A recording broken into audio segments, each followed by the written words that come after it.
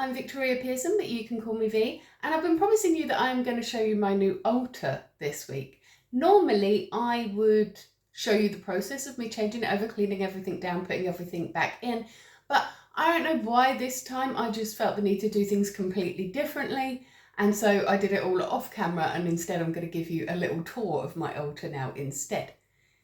Just because I'm doing it differently this time does not mean that I was doing it wrong before. Our practices change and evolve with us, and I may well go back to having just a singular altar how I did before again. But for now, this is what feels right for me. So come on, I'll show you.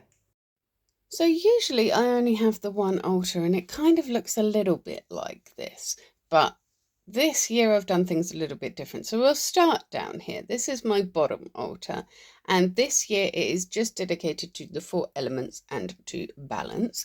So here we've got water. That seashell is full of a bit of seawater in there. I've got seashells, some sea glass.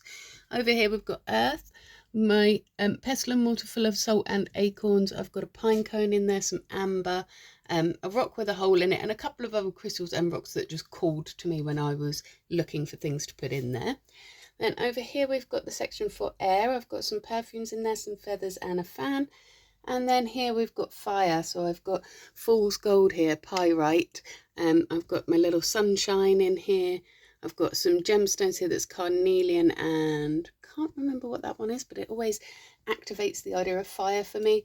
I've got the candle here and the wand, which also represents fire, although sometimes it does represent air as well.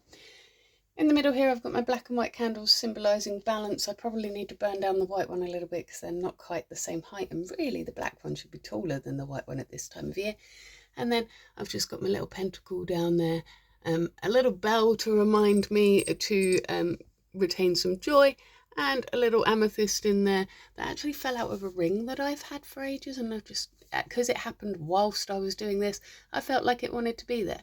This here is a little spell bottle that I made that I often wear around my neck, and when I take it off at night I put it on my altar to charge. So that is my normal altar, and that is pretty much what I would normally have. But this year I decided that I wanted to go a bit further, and so I have rearranged all of my shelf units for my witchy things. I'll explain those to you as we go along. So here I've just got my divination sets. This is just something that brings me a lot of joy. It's a gift that my daughter gave me ages ago, which is 100 Reasons Why She Loves Me, which is adorable. And then all my divination cards in there. And then this is a spell box that is attracting the things that are inside the box. And then this box just has another set of cards in it, I think. Here we have a little shrine to Hermes, because I feel like Hermes has been trying to gather my attention recently. And in a moment I'll show you something else in my house that I've got for Hermes as well. But this has just got a hawk feather in it because that's one of his totems. It's got some old letters because he's both a messenger god and a god of writing and creativity. We've got some coins there because he likes coins, and some rocks with holes all the way through because for some reason I just associate rocks with Hermes. Then here, which may look like just a little collection of perfumes with a bell, that is actually my shrine to Aphrodite. You can see I've got some rose quartz here and a little heart-shaped necklace, as well as all the perfumes because floral and delicate and things like that. And my little bell here, which just feels very much like her energy. And they're all set on a mirror for Aphrodite. Further up, we have a little shrine to Hecate there. I feel like that one's not quite finished. It needs a little bit more on it.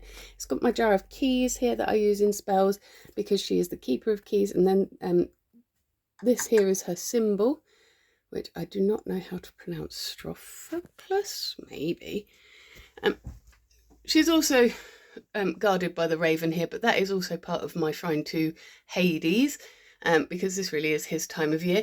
I was given this in a Twanta, as I believe I've explained to you in a previous altar video, but I really love that. I love the beautiful colours that come with it. It's death, but it's also beautifully coloured, and so I kind of associate that with Persephone, whose shrine is here. We've got the statue of Persephone there, the little pomegranate, the dark mirror, and this is a little offering to her. It's just some dead crushed mint.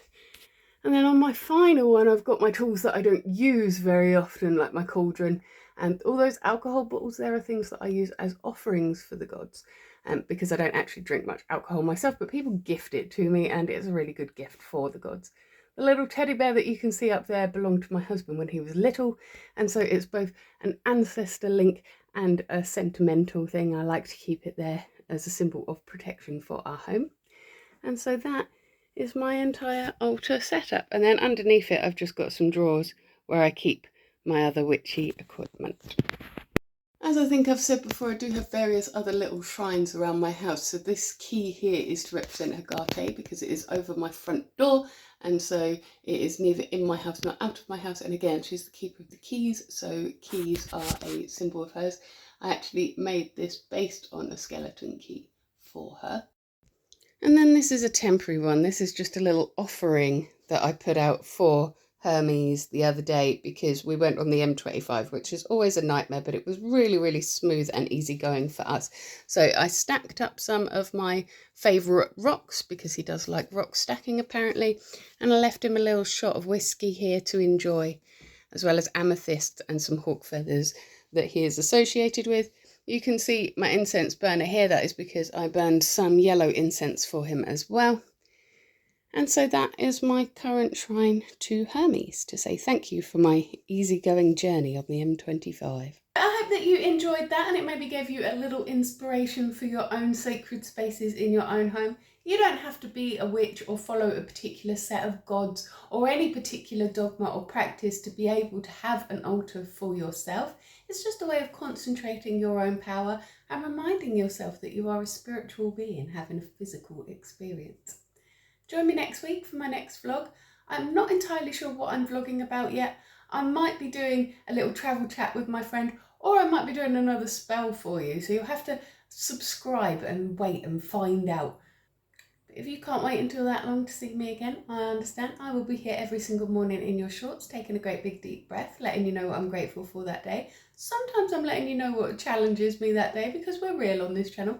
And I will also be here on a Witchy Wednesday doing an intuitive short card read for you as well. Until then, you have yourself a magical week.